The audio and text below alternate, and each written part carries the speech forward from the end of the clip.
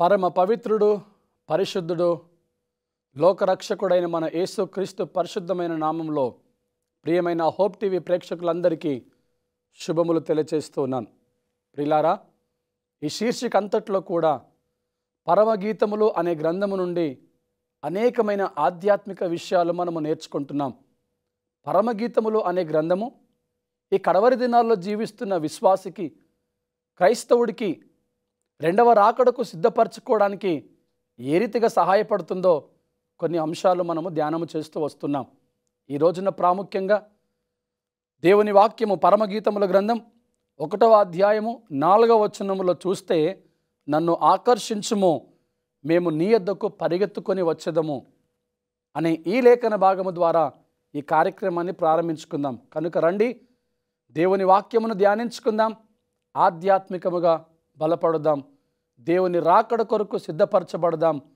దేవుడు రెండవసారి లోకానికి వచ్చినప్పుడు ఆయన ఏ రీతిగా మనల్ని తన ఎదుట నిలబెట్టుకోవాలని ఈ వాక్యము చేత ఉదక స్నానము చేయిస్తున్నాడో ఆ వాక్యమును బట్టి మనల్ని మనము పరిశుద్ధపరచుకుందాం. అవును ప్రియులారా, పరమగీతములు 1వ అధ్యాయము 4వ వచనములో చూస్తే, నన్ను ఆకర్షించుము, మేము నీ యొద్దకు పరిగెత్తుకొని వచ్చేదము. షూలమితి అంటుంది, నన్ను ఆకర్షించుము. నీవు నన్ను ఆకర్షించినట్లయితే నాకెన్ని బలహీనతలు ఉన్నప్పటికీ, నాకెంత ఆయాసం ఉన్నప్పటికీ, నాకెన్ని కష్టాలు ఉన్నప్పటికీ అవన్నీ విడిచిపెట్టేసి నేను నీ యొద్దకు పరిగెత్తుకొని వస్తాను. అందుకని నీవు నన్ను ఆకర్షించుము అని షూలమెత్తి ఇక్కడ మాట్లాడుతుంది ప్రియులారా. కనుక సంగమా, ఈరోజు మనందరి ప్రార్థన ఆ పరమవరుడైన యేసు వైపు చూస్తూ, అయ్యా మీరు మమ్మల్ని ఆకర్షించండి, మేము నీ యొద్దకు పరిగెత్తుకొని వస్తాము అనే ప్రార్థన మనమందరము కూడా కలిగి ఉండాలి. అద్భుతమైనటువంటి మాట, అద్భుతమైనటువంటి లేఖన భాగం ఈ పరమగీతముల గ్రంథంలో మనము ధ్యానిస్తున్నాం. నిజమే, ఒకప్పుడు మనము ఈ పరమగీతముల గ్రంథాన్ని అపార్థం చేసుకొని ఉండవచ్చు. ఆధ్యాత్మిక పరిపక్వత లేకపోవటాన్ని బట్టి, ప్రార్థన లేకపోవటాన్ని బట్టి అపార్థం చేసుకున్నామేమో. కానీ చూడండి ప్రియులారా, ఒక్కొక్క అంశము మనము నేర్చుకుంటూ వస్తున్నాము. ఈ పరమగీతముల గ్రంథము మనము రెండవ రాకడ కొరకు సిద్ధపడడానికి ఎంత ఉపయోగపడుతుందో చూడండి. నీ ప్రార్థన అలా ఉన్నదా? ప్రభువా, నువ్వు రెండవసారి లోకానికి రాబోతున్నావు, అయ్యా నన్ను ఆకర్షించుము, నేను నీ యొద్దకు పరిగెత్తుకొని రావాలి. ప్రతి క్రైస్తవుడు పరిగెత్తేవాడై ఉండాలి, అలయక పరిగెత్తాలంటాడు ఆయన. అందుకని పౌలు గారు అంటారు, ఇదిగో నా పరుగును కడముట్టించాను అంటాడు. నా కొరకు నీతి కిరీటము, జీవ కిరీటం ఉంచబడి ఉందంటాడు ఆయన. కాబట్టి మన పరుగు పందెంలో మనము ఓపికతో పరిగెత్తాలి. పరిగెత్తేటప్పుడు సులువుగా చిక్కులు పెట్టు ప్రతి పాపాన్ని విడిచిపెట్టాలి ప్రియులారా. షూలమితి అదే మాట అంటుంది, నీవు నన్ను ఆకర్షించినట్లయితే ఆ సులువుగా చిక్కులు పెట్టే ప్రతి పాపాన్ని విడిచిపెట్టి ఓపికతో పరిగెత్తుకొని ఎద్దకు వస్తాను, నన్ను ఆకర్షించు ప్రభువా అని మాట్లాడుతుంది. మన పరమవరుడైనటువంటి యేసు వైపు చూస్తూ, అయ్యా నన్ను ఆకర్షించుము, నీవు ఆకర్షించినట్లయితే నేను నీ యొద్దకు పరిగెత్తుకొని వస్తాను అన్న ప్రార్థన మన జీవితంలో ఉన్నదా? అదే పరమగీతముల గ్రంథములో ఈరోజు మనందరికీ హెచ్చరిక పంపిస్తూ ఉన్నాడు. ఆయన రాకడ కొరకు సిద్ధపరచుకోవటానికే, ఆయన తన ఎదుట నిలబెట్టుకోవడానికే ఈ ప్రేమ గీతాన్ని, పరిశుద్ధ గీతాన్ని, పవిత్ర గీతాన్ని మనకు పంపిస్తున్నాడు ప్రియులారా. ఈ యొక్క సామెతల గ్రంథం ప్రసంగి రాసినప్పుడు అనంతరము మళ్ళీ ఈ సొలొమోను మహారాజు గారు ప్రసంగి తర్వాత పరమగీతములకు వచ్చినప్పుడు ఈ పరమగీతములను పరలోక పెండ్లికి సిద్ధపాటు చేయబడే గీతముగా ఇక్కడ రాసించాడు. అవును, మనం పరమగీతములు చదువుతున్నప్పుడు నీవు నేను ఆ పరలోకములో జరిగబోయే ఆ వివాహానికి సిద్ధపడుతున్నామన్న విషయము వాస్తవం. అందుకే ప్రియులారా, యూదులు దీనిని పవిత్రమైన గీతం, పవిత్రమైన గీతం అని పిలుస్తున్నారు. ఈరోజు నీవు నేను కూడా అట్టి ఆలోచన కలిగి ఉండాలి. అపార్థం చేసుకోవడానికి చోటు ఉండదు. ఆ పరలోకంలో జరిగే ఆ గొర్రెపిల్ల వివాహ మహోత్సవానికి నీవు నేను సిద్ధపడడానికి ఉపయోగపడే గ్రంథం, పుస్తకం ఈ పరమగీతముల గ్రంథం. ఆ విషయాన్ని మర్చిపోకుండా మన ఆధ్యాత్మిక జీవితాన్ని మనము కాపాడుకుందాం. ఆయన ఆకర్షిస్తే మనం ఖచ్చితంగా ఆకర్షించబడతాం. ఆయన ఆకర్షించినప్పుడు ప్రతి మానవుడు ఆయన వైపు తిరగవలసినదే, ఆయనను వెంబడించవలసినదే, ఆయనను అనుసరించి ఆయనను ఆరాధించవలసిందే. సామెతల గ్రంథంలో నిజమైన జ్ఞానము యెహోవా యందు భయభక్తులు కలిగి ఉండుటయే అని రాయబడింది. మనం చూస్తాం, యెహోవా యందు భయభక్తులు కలిగి ఉండుట జ్ఞానమునకు మూలం అంటాడు. సామెతల గ్రంథంలో నిజమైనటువంటి భయభక్తులు, యెహోవా యందు భయభక్తులు కలిగి ఉంటే అది జ్ఞానానికి మూలం, అది నిజమైన జ్ఞానం అని రాయబడింది. ఈ లోకంలో ప్రయాసము వ్యర్థము అని ప్రసంగిలో రాయబడింది. కానీ ఈ లోకములో ప్రయాసము వ్యర్థము అని పరలోక జ్ఞానమే సంతోషముగా ఉండటానికి కారణమని ఈ పరమగీతముల గ్రంథంలో రాస్తున్నాడు ఆయన. చూసారా, సంఘ వధువుగా ఒక్కడైన పెళ్లి కుమారునికై సిద్ధపడవలసిన విధానాన్ని ఇక్కడ పరిశుద్ధ గ్రంథమైనటువంటి బైబిల్ బోధిస్తుంది ప్రియులారా. చూసారా, అక్కడేమో జ్ఞానం మూలం అన్నాడు, భయభక్తులు కలిగి ఉంటే నీ జ్ఞానం వస్తుంది అన్నాడు. ఇక్కడ ఆ జ్ఞానమును బట్టి నీవు నేను ఆ పరలోకపు పెళ్లి విందుకు సంఘ వధువుగా ఒక్కడైన ఆ వరుడి వైపు చూస్తూ సిద్ధపడడానికి ఈ పరిశుద్ధ గ్రంథమైనటువంటి బైబిల్లో నుంచి పరమగీతములు మనకు ఉపయోగపడుతుందన్న విషయాన్ని మీ ముందుకు తీసుకొని వస్తున్నాను. పిల్లరా, దేవుని వాక్యాన్ని నిర్లక్ష్యము చేయకుండా, దేవుని వాక్యాన్ని పెడచెవిన పెట్టకుండా దేవుని మాటను మనం అంగీకరించాలి. షూలమితి ప్రార్థించినట్లుగానే నీవు నేను మనందరి ప్రార్థన నన్ను ఆకర్షించుము, మేము నీ యొద్దకు వస్తాం. ఈ ప్రసంగి సొలొమోను గారు ప్రసంగి గ్రంథాన్ని రాసిన తర్వాత తన ముందు గ్రంథమైన సామెతల గ్రంథంలో ఏమంటాడంటే, జ్ఞాన సముపార్జన దాని వలన పాతాళమును తప్పించుకునే మార్గము తెలియజేయబడుతుంది. నువ్వు ఎప్పుడైతే జ్ఞానాన్ని సంపాదించుకుంటావో ఆ జ్ఞానాన్ని బట్టి పాతాళములో నుంచి నువ్వు తప్పించబడే అవకాశం ఉంది. కానీ అన్నిటికంటే ప్రాముఖ్యమైనటువంటి విషయం, ప్రసంగిలో జీవితంలో అన్నీ వ్యర్థమే అని చివరి వరకు జీవిత పరమార్థం బోధింపబడింది. కానీ జీవించిన జీవితం అంతా గాలికై ప్రయాసపడినట్లుగా కాకుండా దానిని పరలోక నిత్య నివాసము కొరకై, దానిని పొందుకునే దానికై ఆనందము, జీవిత సార్థకము, పరమార్థము చేయబడుతుంది. అది పరమగీతముల గ్రంథము ద్వారా. అవును, నువ్వు ఎత్తబడకపోతే ఎలా? విడిచిపెట్టబడితే ప్రమాదం ఎంత ఘోరంగా ఉంటుంది చూడు. అందుకని సొలొమోను గారు షూలమితిని అంతగా ప్రేమించి ఆమెను ఆకర్షించగలిగాడు. షూలమితి ఆకర్షించబడి ఆయన యొద్దకు పరిగెత్తుకొని వెళ్ళింది. ఈరోజు నీవు నేను కూడా అలాంటి షూలమితి వలె పరిగెత్తుకొని వెళ్ళినటువంటి వారిగా ఉండాలని దేవుని యొక్క వాక్యం మనకు హెచ్చరిక చేస్తూ ఉన్నది. పరమగీతముల గ్రంథములో జ్ఞానము సముపార్జన చేయబడిన తర్వాత పరలోక పౌరసత్వము పెళ్లి కుమార్తె వధువుగా సిద్ధపడి ఉండాలి. అవును, చూసారండి, ఇక్కడ మనం గమనించినట్లయితే నీకు నాకు జ్ఞానం అవసరం. అది యెహోవా యందు భయభక్తులు కలిగి ఉండటం వలన వస్తుంది. ఆ జ్ఞానాన్ని బట్టి పరలోక పౌరసత్వాన్ని మనం సంపాదించుకోవాలి. ఆయన కొరికే జీవించుట, వేరే ప్రియులను వెంబడించక, వేరే ప్రియులను వెంబడించాలనే ఆలోచన లేక శోధనలను జయిస్తూ, శ్రమలను జయిస్తూ, వాటన్నిటిలో నుంచి బయటికి వచ్చి సంపూర్ణముగా క్రీస్తు కొరకు సిద్ధపడినటువంటి వారిగా, ప్రియమైన సంఘవధువుగా ఎదుగుతూ ఆయన వచ్చినప్పుడు ఆయనను కలుసుకోవాలని ఆనాడు మత్తయి సువార్తలో రాయబడినట్లుగా పరిశుద్ధమైనటువంటి శుద్ధ కన్యకలు, పరిశుద్ధమైనటువంటి బుద్ధి కలిగిన కన్యకలు ఏ రీతిగా అయితే లోపలికి వెళ్ళారో నీవు నేను ఆ రీతిగానే సిద్ధపరచబడాలి. ఆ ఒక్కడైనా వరుడి కొరకే చూడాలి, ఎదురు చూస్తూ ఉండాలి, ఆయన వచ్చినప్పుడు ఎత్తబడాలి. ఆ కన్యకలుగా ఉండాలని పరిశుద్ధాత్ముడు ఈ పరమగీతముల గ్రంథం నీ కొరకు నా కొరకు రాసి మనందరికీ అందుబాటులో పంపిస్తున్నాడు. ప్రియ సంగమ, ఈ విషయాన్ని గ్రహించు. పరమగీతముల గ్రంథం 8వ అధ్యాయము 6వ వచనాన్ని మనం చూసుకున్నట్లయితే, పరమగీతములు 8వ అధ్యాయము 6వ వచనాన్ని మనం చదువుకుందాం. ప్రేమ మరణమంత బలమైనది. చూసారా, ఎంత అద్భుతమైనటువంటి మాట. ప్రేమ మరణమంత బలమైనది.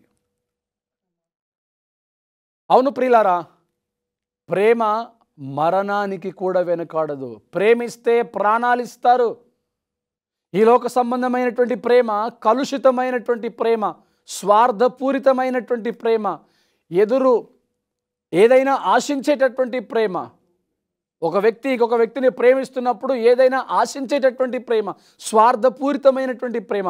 ప్రతి ప్రేమలో కలుషితం, ప్రతి ప్రేమలో స్వార్థం, ప్రతి ప్రేమలో కల్మషం ఉంది ప్రియులారా. కానీ పరమగీతముల గ్రంథం ఏదైతే ఉందో అది పరలోకపు పెండ్లి విందుకు సిద్ధపాటు చేసే గ్రంథం. అది గీతాలకే పరమగీతం, అది పరిశుద్ధమైన గీతం. అయితే అందులో రాయబడిన మాట ప్రేమ మరణమంత బలమైనది. ఇది ఎవరైనా చేశారు అంటే ఈ లోకంలో ఒకే ఒక్క మానవుడైనటువంటి దేవుడు, మానవ రూపంలో వచ్చినటువంటి ఒకే ఒక్క దేవుడు, అది మన ప్రభు అయిన యేసుక్రీస్తు మన కొరకు చేశాడు.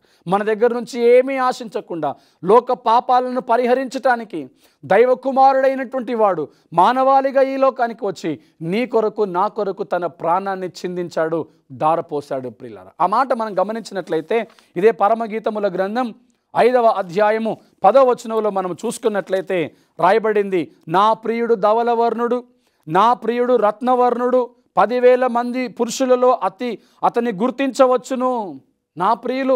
నా ప్రియుడు ధవలవర్ణుడు, రత్నవర్ణుడు, 10,000 మంది పురుషులలో కూడా అతన్ని గుర్తించవచ్చును. చూసారా, ఆయన ధవలవర్ణుడు, ఆయన రత్నవర్ణుడు, రక్తముతో నింపబడ్డాడు. ఎలాగా, ఎందుకు, ఎప్పుడు, ఎక్కడ మనం ఆలోచిస్తే 2000 సంవత్సరాల క్రితం పాపముతో నింపబడినటువంటి ఈ భూమి మీదకి దైవముగా ఉన్నటువంటి ఆయన, దైవ కుమారుడైనటువంటి వాడు మానవ రూపముగా ఈ లోకానికి వచ్చి మానవాళి కొరకు తన విలువైనటువంటి జీవితాన్ని దారపోశాడు, రక్తాన్ని చిందించాడు. ఆయనను కొరడాలతో కొడుతున్నారు ప్రియులారా, మేకులతో కాళ్ళను చేతులను ఆ కొయ్య సిలువకు దిగగొట్టేశారు ప్రియులారా. అప్పుడు ఆయన ఒళ్ళంతా కూడా రక్తము చేత నింపబడింది, రక్తము కారుతా ఉన్నది ప్రియులారా. తన ఒళ్ళంతా కూడా ఎర్రదిగా చేయబడింది, రక్తముతో ఆయన పూర్తిగా నింపబడ్డాడు. ఆ పరిశుద్ధమైనటువంటి రక్తాన్ని నీ కొరకు నా కొరకు దారపోసాడు. ఆయన రక్తవర్ణుడిగా చేయబడ్డాడు, రక్తముతో నింపబడ్డాడు. కారణం ఏంటంటే అది షూలమితి మీద ఉన్న ప్రేమకు త్యాగం, ప్రేమకు గుర్తు. అవును ప్రియులారా, ఈరోజు సంఘముగా షూలమితిగా నీవు నేను ఆయన ప్రేమను పొందుకుంటున్నాం, అనుభవిస్తున్నాం. మన ప్రేమకు నిదర్శనం, మన ప్రేమకు గుర్తు ఆయన సిలువలో మరణించాడు. నేను ఎంతగా ప్రేమిస్తున్నాడో ఆ ప్రేమను చూపించటానికి కలువరి సిలువలో నీ కొరకు మరణించవలసి వచ్చింది. రక్తవర్ణుడిగా మారాడు ఆయన, ఎర్రగా మారిపోయాడు, రక్తముతో నింపబడ్డాడు. కారణం ఏంటో తెలిసిన, నీ పాపాలకు నా పాపాలకు పరిహారమునిచ్చాడు ఆయన. కృపచేత మనము రక్షించబడ్డాం. మనం ఏమాత్రం కూడా ఆయన మరణానికి విలువ కట్టట్లేదు, వెల చెల్లించట్లేదు. ఉచితముగా మనం రక్షణ పొందుకున్నాం, ఉచితముగానే మనం ప్రేమించబడుతున్నాం, ఉచితముగానే మనము ఆయన చేత ఆశీర్వదించబడుతున్నాం. ప్రియులారా, ఆయన రక్తవర్ణుడు. షూలమితి అంటుంది, నా ప్రియుడు ధవలవర్ణుడు, రత్నవర్ణుడు, 10,000 మంది పురుషులలో అతనిని గుర్తించవచ్చును. అవును, ఈ భూమి మీద ఉన్న ఏ మానవుడు కూడా ఈ రీతిగా ప్రేమించలేదు.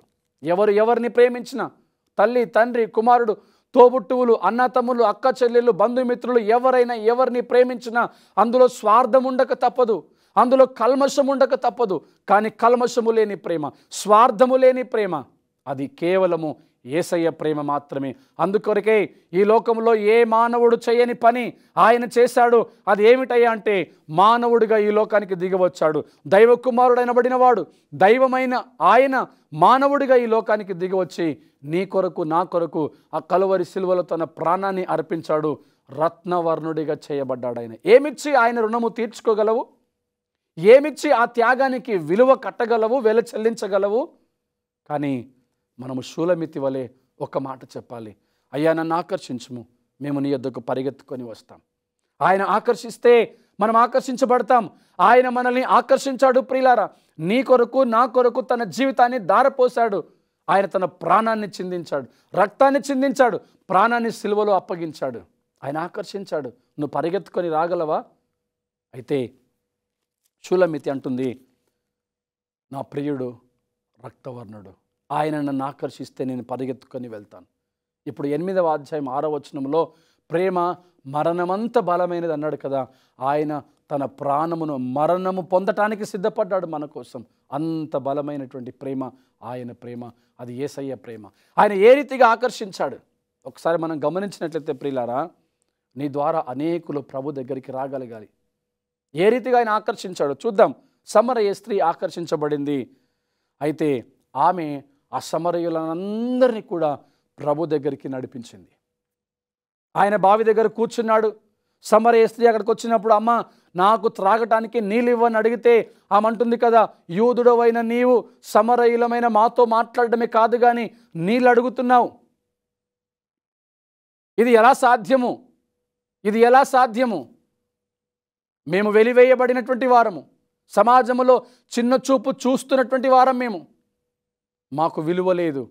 మాతోనూ మాట్లాడడమే కాదు కానీ మమ్మలను నీలివ్వమని మమ్మల్ని అడుగుతున్నావే, ఇది సాధ్యము కాదు అన్నప్పుడు ప్రభు అంటాడు, నువ్వు ఎవరినైతే ప్రశ్నిస్తున్నావో ఆయన దగ్గర జీవ జల నది ఊట ఉన్నది, మరెన్నటికీ నీకు దప్పిక కలగదు అన్నప్పుడు తన జీవితాన్ని యేసయ్య పాదాల దగ్గర పెట్టింది. ఆ నిత్య జీవపు నీళ్లు నాకివ్వు ప్రభు అని కోరుకున్నది. ఆమె ఆకర్షించబడింది. పరిగెత్తుకొని సమరయులందరి దగ్గరికి వెళ్ళి, ఇదిగో నాతో మాట్లాడినవాడు ఉన్నవాడు అనువాడై ఉన్నాడు, ఆయన పరిశుద్ధుడు అని ఆయన కార్యములన్నీ వివరించి చెప్పినప్పుడు సమరయులందరూ పరిగెత్తుకొని యేసయ్య దగ్గరికి వచ్చారు. సమరయులందరూ కూడా యేసయ్యను అంగీకరించారు.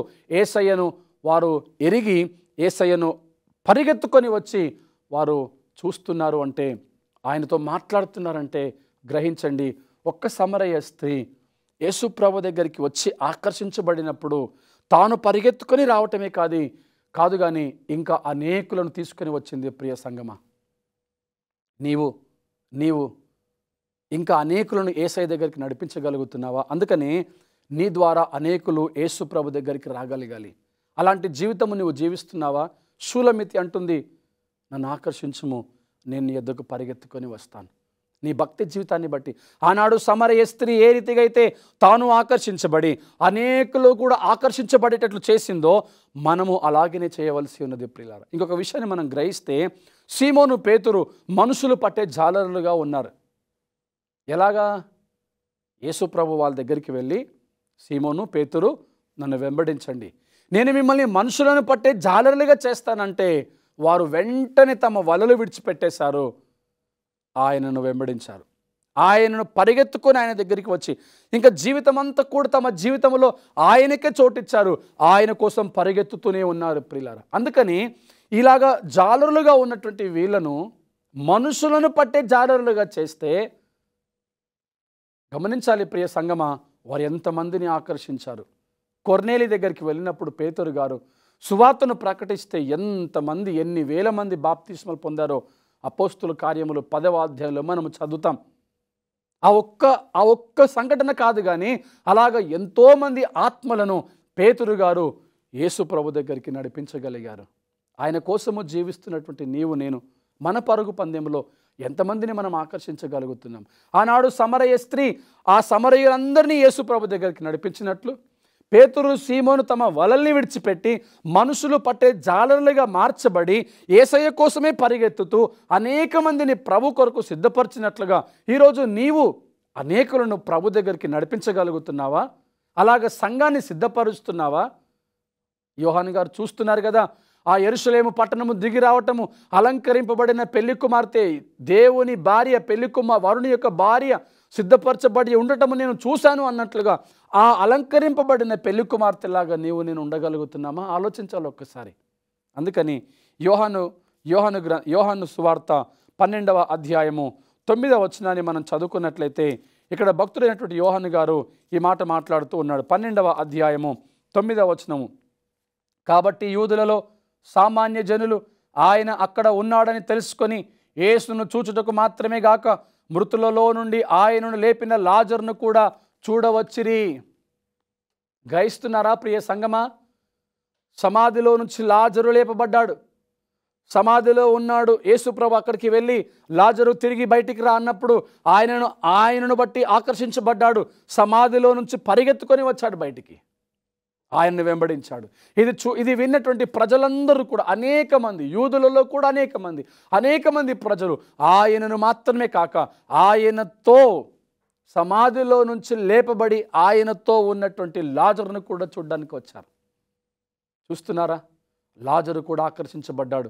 లాజరును బట్టి అనేకులు ఆయన దగ్గరికి రాగలిగారు. అలాగనే మనం గ్రహిస్తే పొట్టి జక్కయ్య విషయానికి వచ్చినప్పుడు పొట్టి జక్కయ్య చెట్టునెక్కాడు. ఆ చెట్టు మీద నుండి చూస్తున్నాడు. అయితే యేసు ప్రభు సరాసరి అక్కడికి వెళ్ళి, జక్కయ్య ఈరోజు నేను నీ ఇంటికి రావాలనుకుంటున్నాను, కిందికి దిగుము అన్నప్పుడు వెంటనే వారిద్దరు కలిసి ఇంటికి వెళ్ళిపోవడం. యేసయ్యను బట్టి వారు ఇంట్లో ఉన్నారు. యేసయ్య వారితో ఉన్న కారణాన్ని బట్టి జక్కయ్య అదంతా కూడా గమనిస్తూ ఆకర్షించబడ్డాడు. జక్కయ్య ఆకర్షించబడి అంటాడు కదా, నేను నీ యొద్దకు పరిగెత్తుకొని వస్తాను. ఎలాగా? అయ్యా, నేను అన్యాయంగా సంపాదించాను, దాని అంతటిని విడిచిపెడుతున్నాను, ఇదిగో ఇదంతా విడిచిపెట్టేసి వారికి ఇచ్చేసి నేను పరిశుద్ధపరచబడాలనుకుంటున్నాను, మారు మనసు పొందాలనుకుంటున్నాను, రక్షణ పొందుకోవాలనుకుంటున్నాను. కారణం ఏంటంటే యేసయ్యతో ఉన్నాడు కాబట్టి ఆకర్షించబడ్డాడు. ప్రియమైన సంగమా, సహోదరి సహోదరుడా, ఎన్నాళ్ళుగా నువ్వు బాప్తిస్మం పొందుకొని రక్షణ పొందుకొని ఉన్నావు. అయితే ఎన్నాళ్ళుగా యేసుప్రభు వారిని వెంబడిస్తున్నావు. అయితే ఎన్నాళ్ళుగా యేసుప్రభు మందిరానికి వస్తున్నావు. అయితే ఎన్నాళ్ళుగా ఆయన వాక్యం వింటున్నావు. మార్చబడ్డావా? ఆకర్షించబడ్డావా? నీ పాపాలు విడిచిపెట్టి పరిగెత్తుకొని రాగలిగిన స్వభావము నీలో ఉన్నదా? ఆలోచించు. ప్రకటన గ్రంథంలో ఆఖరిగా 3వ అధ్యాయము 1వ వచనాన్ని మనం చదివితే మన జీవితం ఎలా ఉండాలి, ఎలా ఉండకూడదు అనేది ప్రకటన గ్రంథం 3వ అధ్యాయము 1వ వచనములో చూసుకుందాం. 7 నక్షత్రములను 7 దేవుని 7 ఆత్మలను కలిగిన వాడు చెప్పు సంగతులు ఏవనగా, నీ క్రియలను నేను ఎరుగుదును. ఏమనగా, జీవించుచున్నావన్న పేరు మాత్రం ఉన్నది కానీ నీవు మృతుడవే. ఎంత బాధాకరమైనటువంటి మాట. ఎన్నో సంవత్సరాలుగా ఆయనను వెంబడిస్తున్నాం, ఆరాధిస్తున్నాం, ఆయన వాక్యాలు వింటున్నాం, ప్రార్థనలో ఉంటున్నాం. కానీ ఆకర్షించబడకపోతే మనము జీవిస్తున్నామన్న పేరున్నది కానీ మనము మృతులము అన్న మాట మర్చిపోవద్దు ప్రియ సంగమా. చూడండి, షూలమ్మితి ఆకర్షించబడింది, పరిగెత్తుకొని వచ్చింది. సమరయ స్త్రీ ఆకర్షించబడింది, పరిగెత్తుకొని వచ్చింది, అనేకులను ప్రభు దగ్గరికి నడిపించింది. పేతురు, సీమోను గారు ఆకర్షించబడ్డారు, పరిగెత్తుకొని వచ్చారు, అనేకులను ప్రభు దగ్గరికి నడిపించారు. లాజరు ఆకర్షించబడ్డాడు, అనేకులను ప్రభు దగ్గరికి నడిపించాడు.